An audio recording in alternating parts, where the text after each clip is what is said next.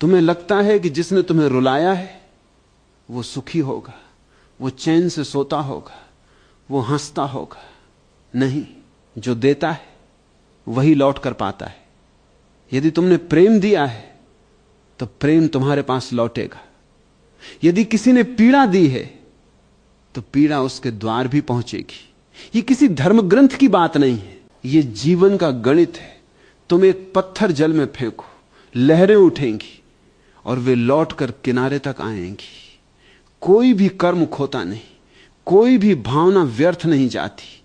जो आंसू तुम्हारी आंखों से गिरे हैं वे भी अस्तित्व में दर्ज हो चुके हैं, इसलिए उदास मत हो।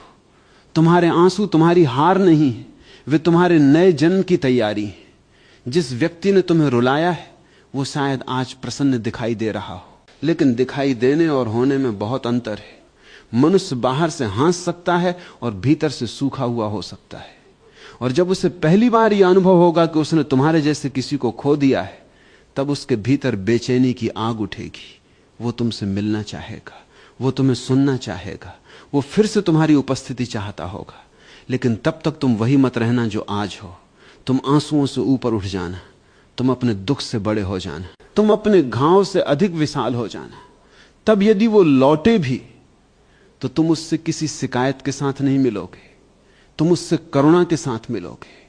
क्योंकि जो व्यक्ति किसी सच्चे हृदय को रुला देता है वो स्वयं भी बहुत अज्ञानी होता है, और अज्ञान सबसे बड़ा दुख है।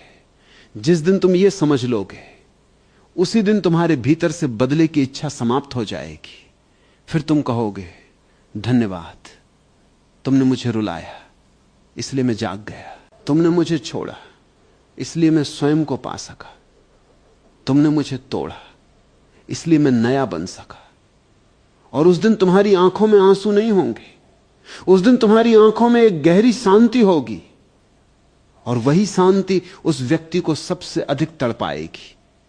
क्योंकि संसार में सबसे बड़ी पीड़ा यह नहीं है कि कोई तुम्हें छोड़ दे, सबसे बड़ी पीड़ा यह है कि जिसे तुमने रुलाया था वो तुम्हारे बिना भी खिल उठा।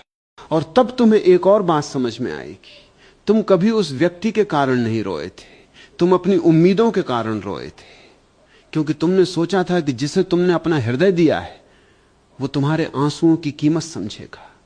लेकिन संसार में सबसे बड़ी भूल यही है, हम प्रेम करते हैं और फिर सामने वाले से वैसा ही व्यवहार चाहते हैं जैसा हम स्वयं करते। यह संभव नहीं है। हर मनुष्य की चेतना अलग है। कोई प्रेम को पूजा समझता है,